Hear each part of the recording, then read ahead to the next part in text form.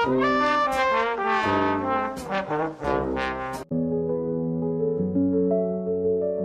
name is Lester Burnham.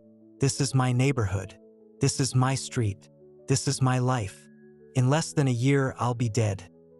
Welcome to American Beauty, a world wrapped in roses, secrets, and a darkly poetic exploration of the American dream. From the outside, everything looks perfect. Neatly trimmed lawns, smiles at dinner, corporate jobs, but beneath the surface lies a haunting void. This story isn't just about death, but about what it means to really live, to be seen, to break free from the cages we've built around ourselves.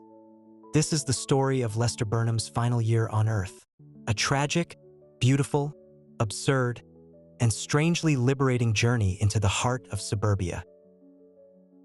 Carolyn Burnham, Lester's wife, is obsessed with appearances. She tends to her roses with surgical precision. Every detail of her life is curated.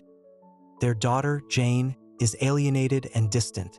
Her world is one of isolation, insecurity, and silent rebellion.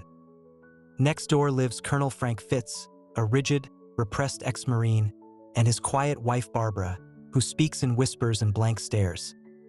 Ricky, their son, is always filming. Everything. He sees beauty in the mundane, even in a plastic bag dancing in the wind. Lester floats through his days like a ghost. At work, he's invisible. At home, he's emasculated. The fire in his eyes long since extinguished. Everything changes the moment Lester sees Angela, Jane's best friend, performing at a school pep rally. Time slows, rose petals fall. Something stirs in him. He begins to reclaim his life. Resigns from his job in a burst of defiance and blackmail, starts working out, and buys his dream car, a red Firebird. Carolyn, too, starts seeking something more.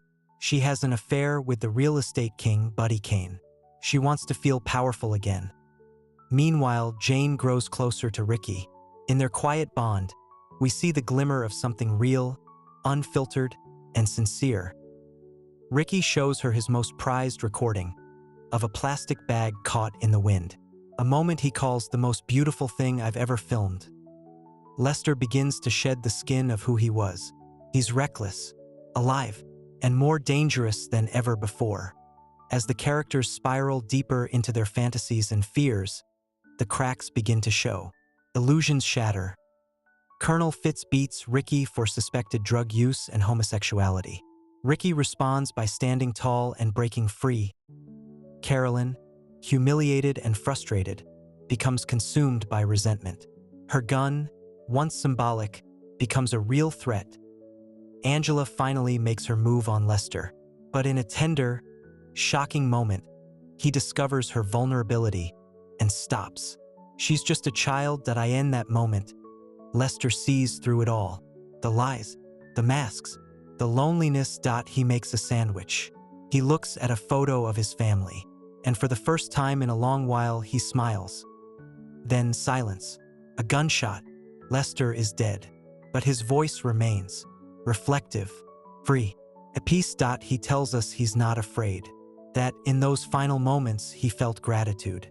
For every second of his silly little life. He remembers the smell of his grandmother's hair, the feeling of his wife's hand, the way the world looked from the back seat as a child. He sees it all now.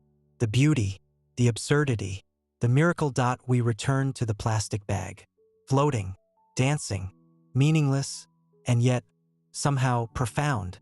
This is the American dream stripped bare. And somehow, in the stillness of death, Lester Burnham has finally woken up. My name was Lester Burnham. This was my life, and it was beautiful. Thank you for taking this journey with us.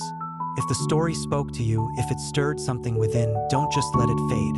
Like the video, subscribe to BotVision Studio for more unforgettable stories, crafted by Godswill Unique. And if it meant something to you, share it, because sometimes the right story at the right time can change everything.